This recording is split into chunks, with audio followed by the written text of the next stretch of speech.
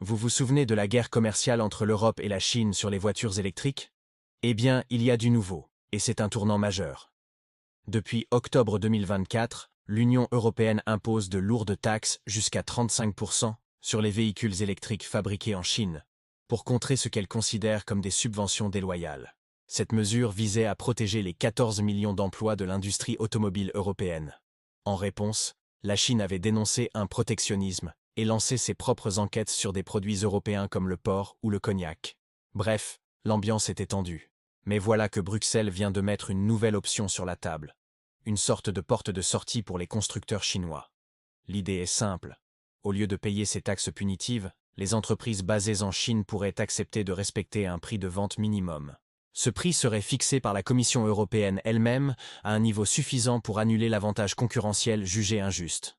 En clair, si les constructeurs chinois acceptent de vendre leurs voitures un peu plus chères en Europe, ils pourraient échapper complètement aux surtaxes. Cette proposition n'est pas sortie de nulle part. Les discussions avec Pékin durent depuis environ un an. Un premier constructeur a même déjà fait une demande officielle fin 2025 pour bénéficier de ce système.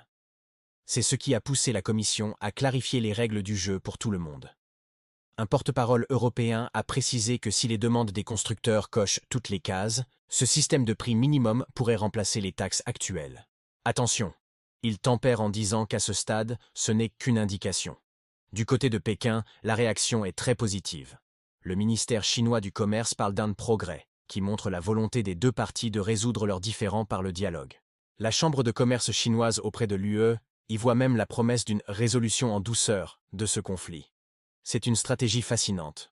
Plutôt que de s'enfermer dans une guerre de taxes sans fin, l'Europe propose une solution qui rétablit une concurrence plus juste tout en laissant la porte ouverte au commerce. Si ça fonctionne, cela pourrait non seulement apaiser les tensions avec la Chine, mais aussi redéfinir les règles du jeu pour le marché mondial de la voiture électrique. On assiste peut-être à la fin d'une crise majeure et au début d'une nouvelle ère de coopération commerciale. Si vous voulez comprendre en profondeur les stratégies qui façonnent notre économie et notre avenir, vous êtes au bon endroit. Abonnez-vous pour ne rien manquer de nos prochaines analyses.